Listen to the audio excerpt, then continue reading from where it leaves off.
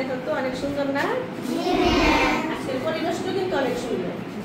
হ্যাঁ, এখন আমরা কি করবো বলো তো? বাংলা। আমরা কি করবো? আচ্ছা, কালকে পড়াগুলি একটু ধরি না। হ্যাঁ, এখন বলো, লাঙল নিয়ে চলছে চাষি, লাঙল নিয়ে চলছে চাষি, বিউ বিউ ডেকে যায়, বিউ বিউ ডেকে যায়, লবণ দিলে বাড়বে স্বাদ, বেশি দিলে খাবার পায়, লবণ দিলে বাড়বে স্বাদ, বেশি দিলে খাবার পায়, কেটে ছোট রাখি, হাত ধুয়ে ভালো থাকি, নখ কেটে ছোট রাখি, হাত ধুয়ে ভালো থাকি, মগ ভরে পানি নাও, ফুল গাছে পানি দাও, মগ ভরে পানি নাও, ফুল গাছে পানি দাও। সবাই ভালোভাবে শিখেছো। এখন শব্দগুলি বলি দেখতে পারবে না।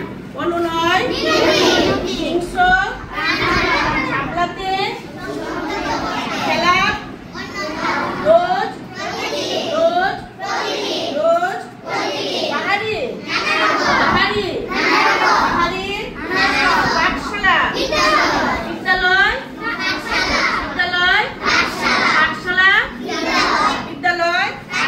আচ্ছা, এখন আমরা বলবো মাছের রাজা ইলিশ, পাঠ 50। এটা রিডিং পড়েছো তো সবাই? জি ম্যাম। রিডিং পড়েছো সবাই? জি ম্যাম। আমি একটু পড়ি। হ্যাঁ, ইলিশ আমাদের জাতীয় মাছ। ইলিশ আমাদের কি মাছ? জাতীয় মাছ। ইলিশ আমাদের কি মাছ? জাতীয় মাছ। ইলিশ মাছের রং রূপালি। ইলিশ মাছের রং কেমন? রূপালি।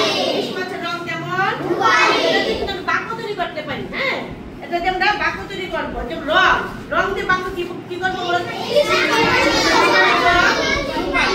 আর যদি বলি ইলিশ দিয়ে বাক্য তৈরি করো,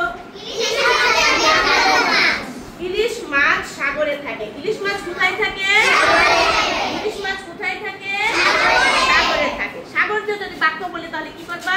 ইলিশ মাছ সাগরে থাকে। ইলিশ মাছ সাগরে থাকে। তখন আমরা সাগরের নিচে একটা কি করব? আন্ডারলাইন করে দেব।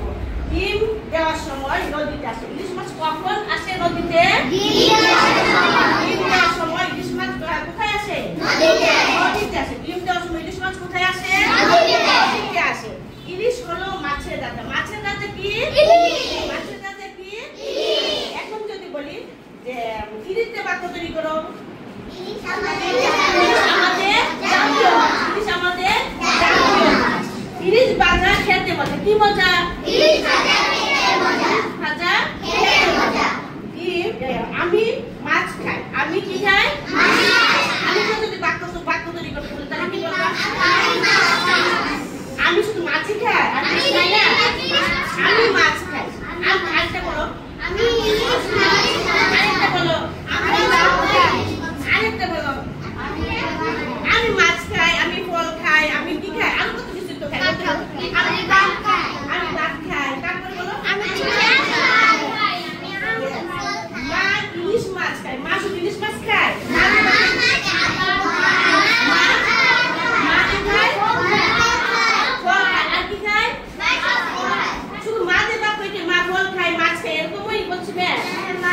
আমি মাকে ভালোবাসি। আমি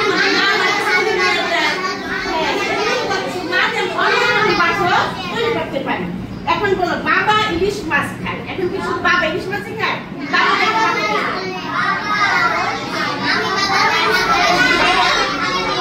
বাবা আমাকে স্কুলে নিয়ে যায়। বাবা আমাকে ঘুরতে নিয়ে যায়। আরেকটা বলো, বাবা আমাকে বাড়িতে পড়ায়। এভাবে আমরা বাবা দিয়ে বিভিন্ন রকম বাক্য তৈরি করতে পারি।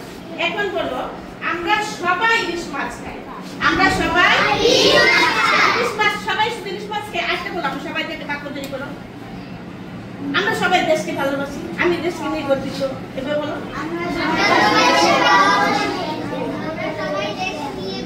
আমরা সবাই দেশ নিয়ে গর্বিত। এভাবে আমরা বাক্য তৈরি করতে পারি।